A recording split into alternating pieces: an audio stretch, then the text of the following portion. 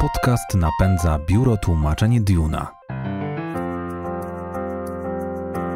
Przetłumacze.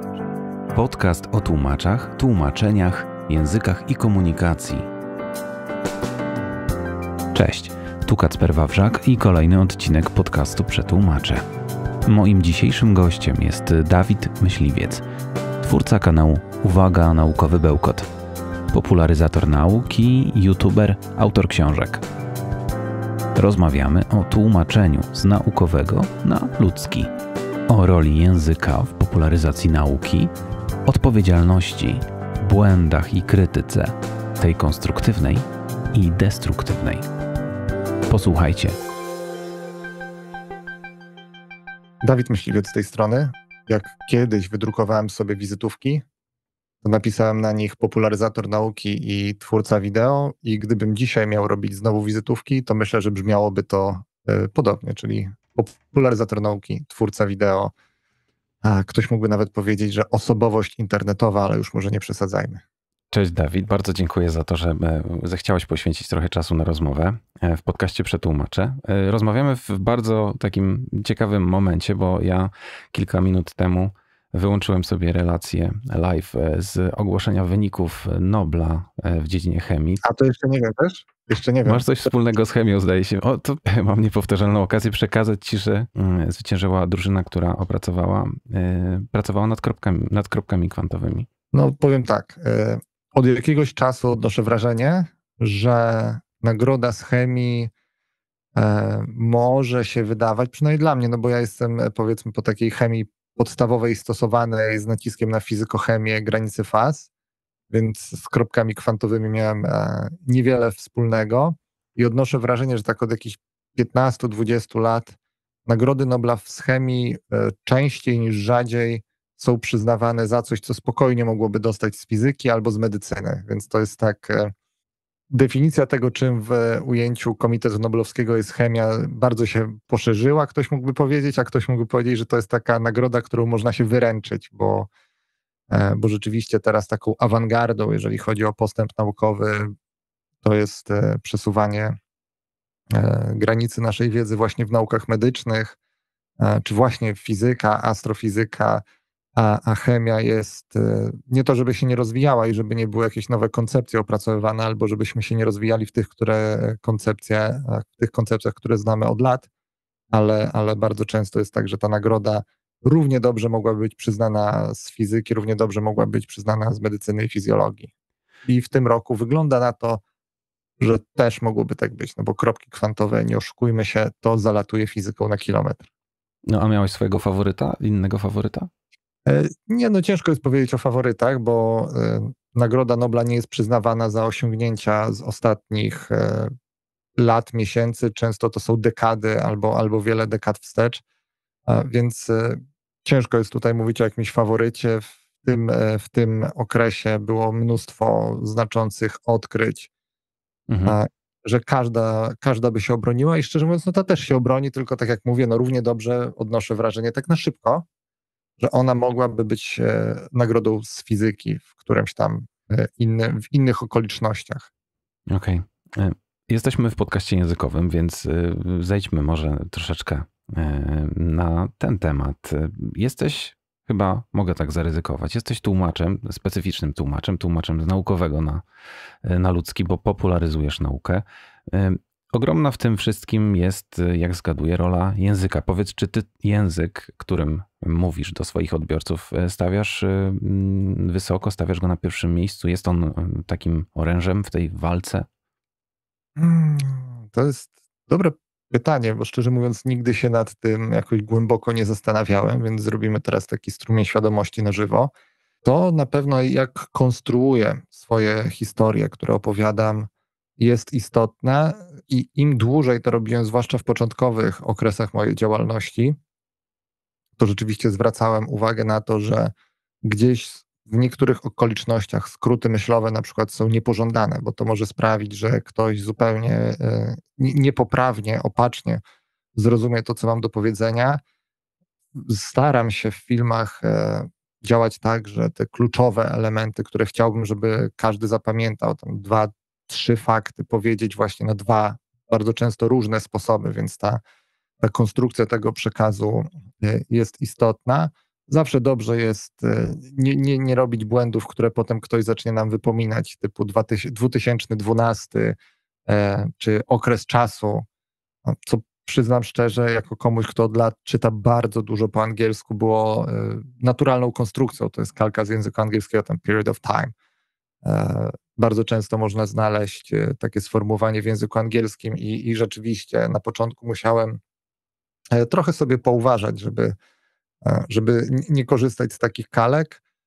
Z drugiej strony czasami można prowokująco z czegoś skorzystać. No zauważyłem, że ja bardzo lubię sformułowanie, które jest może trochę makaronizmem, takie stwierdzenie mogłoby się obronić, na pewno jest kalką językową, że czyniąc z długiej historii krótką, making long story short. I ono mi się bardzo podoba w języku polskim, z niego korzystam, natomiast widzę, że są ludzie, którzy są naprawdę przewrażliwieni na punkcie używania takich sformułowań i nie powiem, momentami to tak były takie momenty w historii istnienia kanału, że sobie trochę prowokacyjnie tego nadużywałem, właśnie żeby zobaczyć, kiedy przestaną pisać i czy w ogóle przestaną pisać. No i co? I ostatnio zauważyłem też, że jak to w kraju, który jest mocno spolaryzowany pod kątem politycznym, a więc i światopoglądowym, to jeżeli gdzieś tam wykorzystam feminatywy, to pojawia się też grupa osób, które akurat na to zwracają uwagę, że chemiczka, fizyczka, biolożka to może lepiej powiedzieć biolog o kobiecie.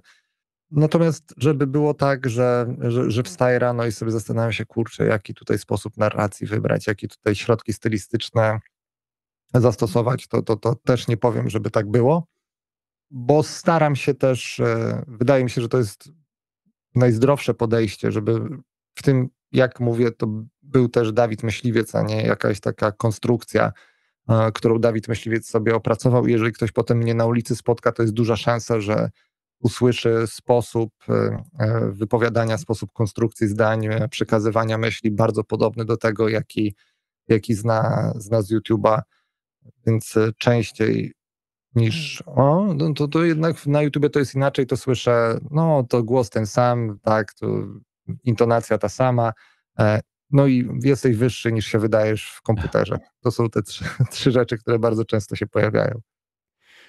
No ale kiedy spojrzeć na nazwę kanału, pewnie kiedy go tworzyłeś, chciałeś, żeby ostrzec faktycznie, że będziesz o nauce bełkotał, ale przecież celem było jakieś tego bełkotu naprawienie, tego, który nam się kojarzy faktycznie z wiedzą, z nauką, z książką naukową, że ojej, no nie dam rady, niech mi ktoś pomoże przez to przejść.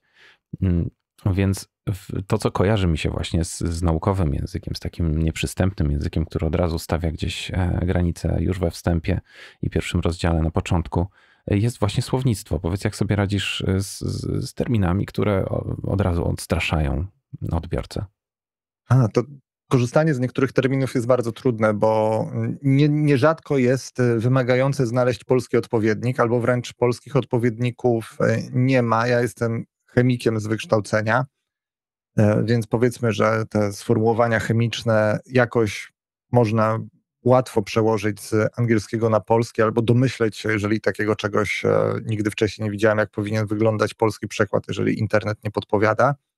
Natomiast pojęcia z tych nauk, w których nie studiowałem i o których się przygotowuję, nie powiem, że od zera, no bo chemia jest o tyle wdzięczna, że i o biologii, i o fizyce całkiem sporo mnie nauczono na studiach. No, tam to potrafi być problematyczne. W takich sytuacjach bardzo często korzystam z obu wersji polskiej, tak jak gdzieś tam albo odnajdę, albo wydawać by się mogło, że to powinno być tłumaczone, i anglojęzycznej.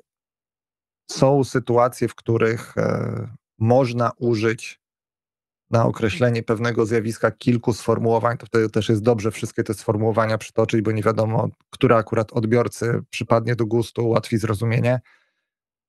No nie wiem, związki powierzchniowo-czynne, nie wiem, na ile jesteś kompetentny właśnie w fizykochemii granicy faz. 0. To są te związki, które ułatwiają na przykład pranie, zmywanie, pienienie. Można je nazwać albo detergentami, albo surfaktantami, albo tensydami. Jest kilka wymiennych pojęć. Dla mnie na przykład naturalnym tutaj było surfaktanty i ja całe życie o tych związkach mówię surfaktanty, no ale jak gdzieś będę robił odcinek o tym, to użyję sformułowania detergenty, bo może to taki osobom, które nie studiowały fizykochemii granicy faz, prawdopodobnie to więcej powie. Może ktoś, kto wie, że po angielsku surface tension to jest napięcie powierzchniowe, no to słowo tensyd jako coś, co zmniejsza napięcie powierzchniowe na granicy faz też może być pomocne.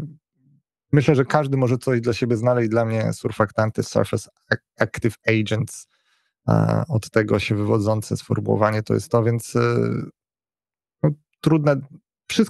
Do wszystkiego można znaleźć albo skonstruować definicję lepszą albo gorszą, więc jeżeli chodzi o te aspekty definicyjne, tłumaczenie polskiego trudnego słowa na inne, to jest do zrobienia. Bardzo często najbardziej wymagające w tym wszystkim jest znalezienie tego, czy powinno się to mówić po polsku, jak to pomówić po polsku i czy na przykład, jeżeli ma to 5 różnych wersji, jak to wszystko wpleść, żeby to nie było taki słowotok, strumień świadomości, z którego odbiorcy nic nie wyniosą.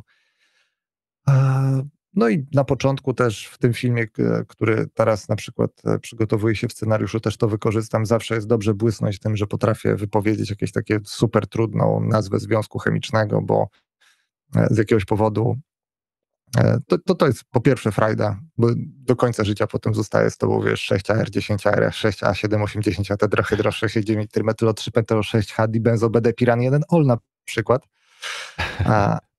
I możesz sprawdzić, czy już jesteś pod wpływem alkoholu, czy nie, czy jesteś w stanie to wymówić w odpowiednim tempie, tak śmiechem, żartem. No i wiadomo, że żaden dyplom nie pokaże publiczności, że jesteś chemikiem, jak możliwość wypowiedzenia właśnie takiego cyklopentanoperhydrofenantren w miarę płynnie. To jest twoja specjalizacja. Trzymając się tej analogii tłumaczeniowej, tłumacze też się specjalizują i ci, którzy specjalizują się na przykład właśnie w tłumaczeniach medycznych, mają na sobie wielką odpowiedzialność, zajmują się tematem przecież trudnym i też niosącym ogromne ryzyka.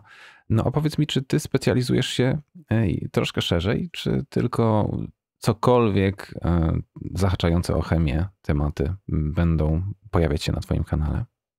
Paradoksalnie ja po tym, jak spędziłem z chemią na uczelni 12 lat, to mam duży problem w ocenieniu tego, czy temat chemiczny jest ciekawy, czy nie. Mam takie wrażenie i takich stricte chemicznych tematów, które można śmiało powiedzieć, że tak, to jest temat o chemii, bardzo rzadko ruszam. To gdzieś jest właśnie takie, gdzie ta chemia jest albo w tle, albo wręcz niezauważalna.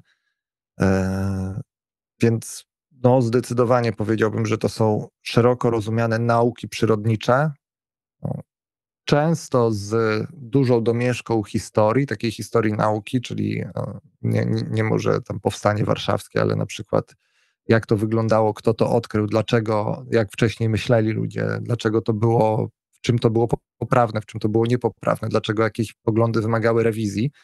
Więc to raczej w tym kierunku. Mówiąc historia, mam na myśli właśnie ten kierunek. Natomiast tak, jak powiedziałem, mam problem w ocenieniu, czy to jest dla mnie ciekawe, bo jestem chemikiem, czy ogólnie ciekawe i każdy potencjalny odbiorca będzie mógł właśnie znaleźć coś dla siebie w tym wszystkim. Więc czasami, jak nie jestem przekonany, że to jest coś uniwersalnego, to tego nie ruszam. A jest jakiś temat, którego chciałeś się podjąć, ale porzuciłeś, albo taki, którego na pewno nigdy się nie podejmiesz, bo i tutaj wstaw dowolne powody? Bardzo dużo tematów było ruszonych i do tej pory niezrealizowanych z różnych względów. Na przykład od 3 lat bodaj mam przygotowany temat o murmuracji szpaków, czyli tych wszystkich sytuacjach, gdzie takie wielkie stada szpaków na niebie, to takie niewyobrażalne, więc wręcz kształty kreślą i pytanie się rodzi, jak to się dzieje, że one nie wpadają, jak to wszystko jest generowane, czy to jest w pełni przypadkowe, jak te szpaki, po co to robią. Ja jestem do tego od 3 lat przygotowany, ale sobie za punkt honoru postawiłem, że ja to chcę zrobić w momencie, jak to oglądam, a jeszcze nie było mi dane zobaczyć murmuracji szpaków w miejscu, gdzie mi ludzie mówili, że ta murmuracja jest często obserwowana. Ja na przykład jechałem z kamerą i dobre 4 czy 5 wieczorów spędziłem czekając na to, gotowy, żeby o tym opowiedzieć, więc z tego powodu ten temat gdzieś tam czeka. No takich tematów jest sporo, niektóre wchodzą, później niektóre nie wchodzą z różnych względów. Są filmy, które były nagrywane 4 razy, jak na przykład film o tym, dlaczego nie warto grać w lotto, bo gdzieś tam pierwsza iteracja w ogóle uznałem, że jest przegadana, a druga iteracja gdzieś wyszła taka, że ja miałem wrażenie, jak montowałem ten film, bo to był film, który ja montowałem, że jestem po prostu w 100% zmęczony. Potem z trzeciej coś się dało uratować, ale dograłem jeszcze czwartą, żeby to jeszcze było bardziej strawne. Mam mnóstwo nagrań wyjazdowych z na przykład Politechniki Śląskiej w Gliwicach, gdzie robiliśmy radiodatowanie węglowe i ten materiał powstaje, ale też chciałbym, żeby on był tak sensownie zmontowany, a nie po prostu wypuszczony, więc jeszcze dużo główkuję nad tym, jaki tam układ treści zrobić, jakiś tam materiał antybiotykooporności, też mam strasznie dużo tego nagranego ze Spitsbergenu, jest tych materiałów, więc tak, jest dużo rzeczy, które jeszcze nie wyszły. Nie wiem, czy wszystkie wyjdą, ale to się po prostu u mnie zdarza, że do jakiegoś filmu ja się zbieram 3 lata i robię 4 podejścia, a czasami jest tak, że w środę myślimy sobie, dobra, to zróbmy film na ten temat, bo to jest w sumie teraz dosyć wartkie, szybko research, bo wcześniej jakieś tam wiedzę mieliśmy w zespole na ten temat i w piątek jest film, więc to jest bardzo to różnie, panie, różniście. No a coś takiego, czego cenzor na pewno wewnętrzny twój cenzor nie puści. Nie wiem, ktoś z zespołu wysuwa jakiś pomysł albo widzowie chcą filmu o czymś, a ty powiesz, nie ma takiej możliwości, nigdy nie zrobię filmu na ten temat. No, jest dużo takich rzeczy, których po prostu z czystej mojej niekompetencji w jakichś dziedzinach nie ruszamy. Jest dużo takich rzeczy, które wymagałyby strasznie dużego researchu, a polegałoby to tylko na tym, żeby udowodnić, że ktoś gada farmazony z tej strony powiedzmy altmedowej, szeroko rozumianej, i taki film tak naprawdę niewiele by wnosił, poza tym, że po raz kolejny pokazywałby, że no, w dobie internetu każdy może głupotę sobie wrzucić do sieci i opublikować. Czy cenzuruje coś? No, wiadomo, że jak robi się film na przykład o tym, dlaczego opublikowana przez Ministerstwo Nauki i Szkolnictwa Wyższego lista czasopism punktowanych, dlaczego to zmierza w złym kierunku, no to ciężko jest tutaj nie zahaczyć o tematy polityczne, natomiast na pewno nie chciałbym, żeby to była tyrada na zasadzie zobaczcie, jaka władza jest zła, żeby to w ten sposób było odebrane. Czy cenzory? No, wydaje mi się, że o wszystkim można, dobra, nie o wszystkim, ale o wszystkich rzeczach, które mnie interesują, mógłbym w jakiś godny sposób opowiedzieć. Czasami jest to po prostu związane z tym, że no nie potrzebuję kolejnej gównoburzy, nie potrzebuję długiej serii filmów, które będą się konfrontowały z tym, że Ziemia jest płaska. Nawet sam fakt, że tam czasami zdarza mi się krytycznie przeanalizować dzieła, jeżeli możemy użyć tego słowa, Jerzego Zięby, powiedzmy, że mi się to zdarza, to też jest w konwencji tego, że robimy to w kategoriach patrzcie, jak się muszę pomęczyć i co ja zrobię, żebyśmy zebrali pieniądze na Wielką Orkiestrę Świątecznej Pomocy. Więc to też nie jest dlatego, że to lubię, pomimo, że to się ogląda i to jest trochę takie niepokojące, że konflikt to jest rozrywka. Generuje. Tak, konflikt to jest to, co generuje zasięgi. No ale dobrze, załóżmy, że temat jest taki, którego chcesz się podjąć i masz go gdzieś na swojej shortliście, będziesz na pewno tworzył program o danej materii. Teraz co trzeba zrobić, żeby uczynić ten koncept takim przystępnym, spopularyzować go po prostu? No to jest dobre pytanie. Jak to dobrze opisać? Więc no po pierwsze staram się nie wypowiadać na tematy, w których nie mam wiedzy. To jest jedno, co na pewno bym chciał robić i jeżeli już się wypowiadam, to uważam, że przeczytałem, czy przeczytaliśmy w zespole wystarczająco dużo, żeby coś z tego było.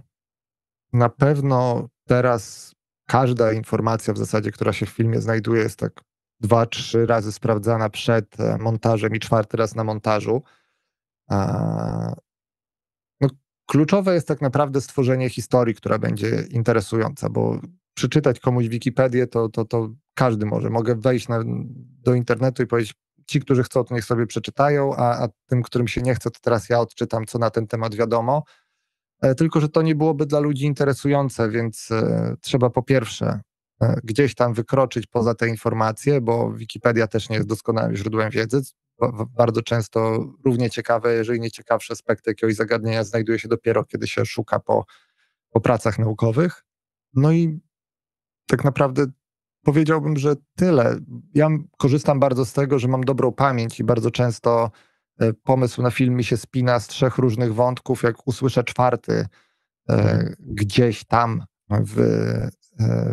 nie wiem, słuchając audiobooka na przykład albo jakiegoś podcastu i sobie myślę, to mi się kojarzy ładnie z tym i z tym, robimy film i korzystam wtedy z tej pamięci, że po pierwsze gdzieś tam noszę te informacje w głowie, a po drugie wiem, gdzie je odnaleźć bardzo łatwo i nagle ta narracja mi się spina, że tutaj co 3 minuty wrzucam coś, co może ludzi zainteresować, żeby podtrzymać to zainteresowanie. Tu przemycę trochę takiej nauki, tu przemycę trochę takiej nauki i wychodzi z tego całkiem fajny film. Oczywiście są też takie produkty, które wypuszczam do internetu, gdzie trochę podejście jest inne, czyli po prostu taka przeglądowa praca, nie wiem, o e-papierosach. No to tam nie ma porywającej historii, tam jest po prostu ewentualnie zmiana jakiegoś tam światopoglądu na to, czym może być e-papieros i zmiana spojrzenia, jeżeli chodzi o wiedzę na ten temat, ale nie ma tak, że ludzie ginęli za to na przykład, albo że przez tyle lat używali źle, a potem nagle się nauczyli, jak tego papierosa używać, więc nie zawsze to się da zrobić.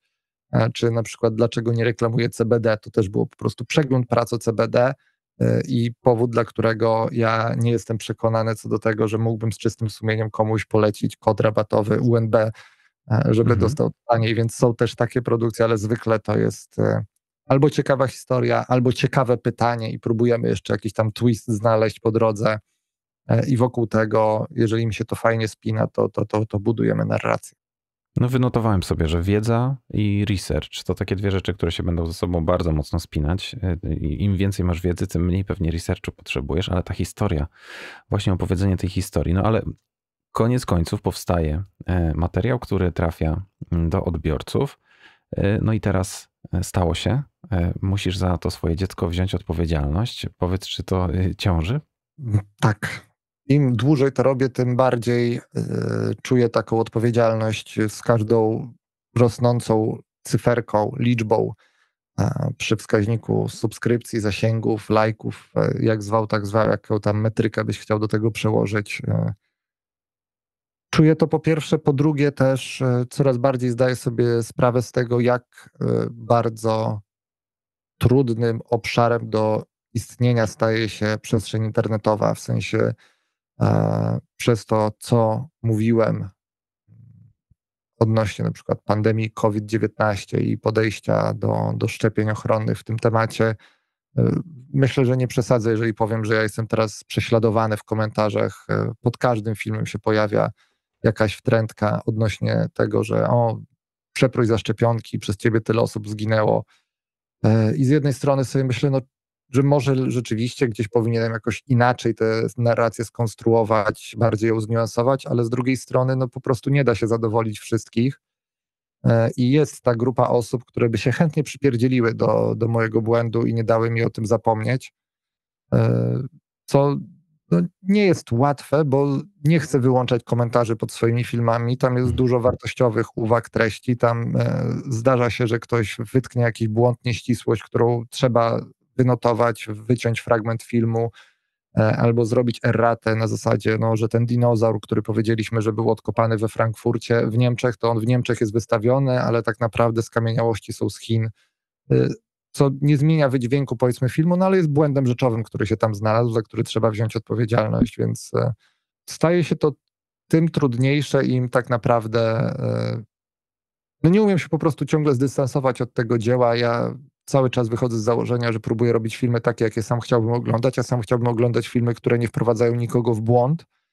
zwłaszcza jeżeli to byłby błąd taki, że można go było nie popełnić. Powiedzmy, że jeżeli mówimy o konkretnej skamieniałości dinozaura i nie jest kluczowe, gdzie on był odkopany, no to nie sprawdzamy tego 3 razy. Jeżeli tam jedno źródło mówi o tym, że w Niemczech naukowcy przebadali skamieniałość, a drugie, że to jest niemiecka skamieniałość, no to nie sprawdzaliśmy, czy to niemiecka oznacza, że ona jest odkopana w Niemczech, czy odnaleziona w Niemczech, czy po prostu jest badana w Niemczech i przechowywana w Niemczech. Więc to powiedzmy ma takie drugorzędne znaczenie. To jest błąd drugorzędny, ciągle trzeba za niego wziąć odpowiedzialność, ale jest błąd drugorzędny. Natomiast, no tak jak mówię, no są osoby, które bardzo chętnie by tutaj znalazły powód, żeby spróbować zdyskredytować mnie już tak na wieki wieków. Amen. Co przy odpowiednim naciąganiu, nawet nie naciąganiu, tylko operowaniu faktami jest jak najbardziej możliwe, no bo współczesna nauka nie daje odpowiedzi tak, nie, tylko poruszamy się na spektrum raczej tak i raczej nie i etapem nieodzownym rozwoju naukowego jest to, że wiedza się z czasem przedawnia i zmienia, więc to, co ja mówiłem 10 lat temu, czy tam 9 lat temu, bo tyle już będzie mi, niedługo mi stuknie działalności internetowej, no to jest naturalne, że pewne rzeczy już nie są zgodne z obecnym stanem naukowym. No i myślę, że są ludzie, którzy bardzo chętnie będą takie rzeczy wyciągali. Więc no, z jednej strony wiem, że się nie da zrobić tak raz na wieki wieków, amen tego, z drugiej ta odpowiedzialność gdzieś tam jest cały czas. I to nie tylko jeżeli chodzi o te rzeczy, które dopiero powiem, ale też o to, które już powiedziałem i które w 2014 roku no, były może nie to, że niepodważalne, no bo ze wszystkim da się dyskutować, jeżeli umiemy dyskutować, ale No to jest interesujący wymiar hejtu, taki hejt pseudonaukowy, hejt, nie wiem, okołonaukowy? Ja bym nawet nie powiedział, nie wiem, czy użyłbym tu słowa hejt, tylko to jest po prostu takie nękanie. To ja to odbieram jako nękanie, bo hejt to konstruktywna krytyka to jest konstruktywna krytyka. Każdy wie na zasadzie, tu się pomyliłeś, bo i podaje dowód swojego, albo uważam, że tu się pomyliłeś, bo i zaczynamy dyskusję i ona może doprowadzić do tego, że któraś ze stron zmieni zdanie. Więc to jest konstruktywna krytyka i coś takiego powinno być cały czas obecne w przestrzeni internetowej, bo bez tego w zasadzie pozostajemy nadzy w niektórych dyskusjach. To jest jedno. Hejt jest na zasadzie no, jesteś głupi, brzydki, w ogóle gdzie z tą twarzą, to jest metr i dno mułu, kiedyś to było, teraz to już po prostu się sprzedałeś i tak dalej. Z tym się po prostu nie da dyskutować, ale jest też takie nękanie, że cały czas wracamy do pewnych kwestii, które można by poddać pod konstruktywną dyskusję, ale one są przedstawiane w taki sposób, żebym ja się poczuł źle. Nie żebym wszedł w dyskusję, tylko żebym się poczuł źle. I to nosi znamiona jakiejś tam merytoryki i ma na celu zdyskredytowanie mnie, a nie obrażenie, więc ja to jeszcze zupełnie inaczej traktuję niż hejt, niż konstruktywną krytykę. Ja o tym ostatnio zacząłem mówić jako o nękaniu i uważam, że przyłożenie tego słowa do takich zachowań jest jak najbardziej na miejscu. I mówię, od pandemii koronawirusa w zasadzie pod każdym filmem jestem w stanie ci w 5 minut znaleźć komentarz, który będzie się do tego tematu, nie wiem, szczepień, COVID-a, czy tego, że jestem odpowiedzialny za śmierć albo za okaleczenie dużej liczby ludzi na świecie, czy w Polsce znajdę, i to niezależnie, czy mówimy o filmie o szczepionkach na COVID, który rzeczywiście się tam pojawił z perspektywy 2023 roku, czy o tym, dlaczego ewolucja lubi tworzyć formy krabopodobne i nagle okazuje się, że to też można w jakiś sposób zestawić ze szczepieniami ochronnymi. Wow, no to jest smutne. Może wyjdźmy z tego smutku, wyjdźmy z tego mroku w stronę światła. Powiedz mi, czy rola popularyzatora nauki przynosi satysfakcję? Chciałbym spytać cię o taki moment, nie wiem, jakieś wspomnienie, jakąś sytuację, kiedy poczułeś, że naprawdę masz wpływ? Jest jakiś impact tego, co robisz, taki pozytywny? Na pewno budujące jest to, że czasami mi się zdarza odebrać maila pod tytułem dzięki tobie zmieniłem zdanie i uważam, że to jest duży sukces, jeżeli ktoś dzięki temu przekazowi zmienia zdanie. To jest jedna rzecz, a druga rzecz, która daje taką satysfakcję, to jest, nie powiem, że każdy film, ale zdarza mi się, że je po prostu wrzucam i wiem, że no on mi się tyle podoba, żebym w nim nic nie zmienił. I to jest budujące, bo zawsze gdzieś tam moja natura perfekcjonisty dąży do tego, żeby coś tam wyżyłować, ale są takie filmy, które ja czasami w swoim tempie mówię, że one muszą powstać i one wychodzą w swoim tempie, nie mają deadline'u i po nich jest taka satysfakcja, że no ja tutaj tak w zasadzie to już nic nie zmieniał i to są najbardziej satysfakcjonujące momenty. No i też nie ukrywam, że jeżeli jakiś film wykręca całkiem fajne zasięgi i ludzie mówią, że on jest dla nich istotny, to też jest taki duży zastrzyk satysfakcji, jak ludzie mówią, że mają tam osobę w spektrum autyzmu w rodzinie i po obejrzeniu mojego filmu ich spojrzenie na przykład na tę osobę się zmieniło, albo że są rodzicami i im jest łatwiej, bo nie wszystkie te informacje, które przekazałem, do nich wcześniej dotarły i oni mieli sobie coś do zarzucenia. Wiadomo, że nie każda matka dziecka ze spektrum ma czas, żeby czytać najnowszą pracę naukową i poglądy i gdzieś tam mogło to do niej dotrzeć w latach 10., na początku 2000, jak tych diagnoz autyzmu było coraz więcej i z nią zostać bardzo długo i na przykład dopiero obejrzenie takiego filmu czy wysłuchanie, miałem kilka takich informacji, że to jest, że to zmieniło te myślenie o samej sobie i to jest, nie chcę tutaj przypisywać sobie w żadnym wypadku, może to zaznaczę jakiś tam znamion terapii, ale jak ludzie mówią, że coś się w ich życiu zmieni po obejrzeniu takiego filmu, no to sobie myślisz spoko, no chyba, że piszą, że dzięki tobie poszedłem na chemię, no to wtedy ja ich bardzo mocno przepraszam. No to jeżeli już o tych przyjemnościach i rzeczach, które przynoszą satysfakcję, no i też o dzieciach posyłanych w świat, tak jakby, czy to materiałów filmowych, czy właśnie tych, które leżą na półce, a może nie leżą właśnie, tylko są często otwierane, nie leżą odłogiem, tylko są otwierane. Mam na myśli twoje książki. Czy z nich jesteś dumny i czy one przyniosły ci satysfakcję? Miałeś pozytywny feedback na ich temat? Generalnie feedback jest bardzo pozytywny. Oczywiście to nie są doskonałe pozycje i nawet ten przepis na człowieka, który już miał 2 dodruki i tak naprawdę drugie wydanie poprawione, ciągle tam spływają takie informacje, no, że tutaj to mogło być inaczej napisane i w tych książkach gdzieś pojawiły się z różnych względów fuck-upy, za co mam do siebie duże bardzo pretensje, ale z drugiej strony czytałem je, zwłaszcza drugą, kilkanaście razy i czytali ją chemicy i oni też przegapili te rzeczy z różnych względów, że to na przykład uproszczenie, które, nie wiem, no, na ile jesteś kompetentny, jeżeli chodzi o akronimy chemiczne, ale polichlorek winylu po polsku jest PCW, polski akronim powinien być PCW, a amerykański akronim czy anglojęzyczny akronim PVC, polyvinyl chloride, ale w Polsce przyjęło się mówić o tym PCV i chemicy też mówią o tym PCV, może nie wszyscy, ale PCV. No i ja napisałem PCV z rozpędu zamiast PCW. Okay. No i słusznie mi zwrócono uwagę, że to jest niepoprawne. Czytało tę książkę naprawdę 3 chemików poza mną i oni też tego na przykład nie wychwycili. To będą te poprawki. Natomiast ja mam takie, jeżeli ktoś kiedyś będzie pisał książkę i będzie chciał wydać książkę, to moment, w którym trzeba przerwać nad nią pracę, jeżeli ona jest gotowa do druku, powiedzmy, to się tym zająć, to jest moment, w którym się jej szczerze nienawidzi i w momencie, kiedy książka moja i pierwsza i druga trafiała tak naprawdę do ludzi, ja miałem już jej tak dosyć, że ja jej szczerze nienawidziłem i po prostu każda minuta dodatkowa włożona w pracę nad nią sprawiałaby, że ona już by była wtedy tylko gorsza, bo bym z nienawiścią dosiadał do poprawiania tych rzeczy, więc rozmawiałem też z innymi osobami, które piszą takie książki, one mnie zapewniają, że zostawienie takich rzeczy, które są błędne, to jest totalnie norma i w anglojęzycznych wydaniach też to jest tak, że w pierwszych są takie sformułowania, których już w kolejnych nie uświadczymy.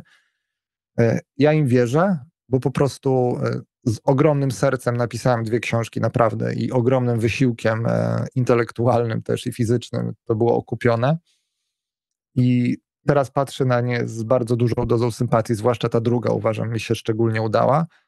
Natomiast w momencie, kiedy one wchodziły na rynek, to ja ich szczerze, ja naprawdę nienawidziłem tych książek. Ja już nie chciałem mieć z nimi nic wspólnego, przynajmniej przez 2-3 takie dobre tygodnie, a rozmawiałem, no mam nadzieję, że Radek się nie obrazi, że zdradzę takie rzeczy, bo Radek Kotarski z Altenberga wydawnictwa, który mnie tam w ogóle zaprosił do wydania z nimi, też wymienialiśmy się takimi spostrzeżeniami z punktu widzenia właśnie autora książki i Radek mówi, że w pewnym momencie jak właśnie ta książka trafia do ludzi i oni zaczynają znajdować takie błędy, które sobie myślisz, kurde, przecież to było do wychwycenia. No moja książka zaczyna się od sformułowania, które można uznać za żart, no i dużo osób uznaje to za żart, ale to jest tak naprawdę fuck up.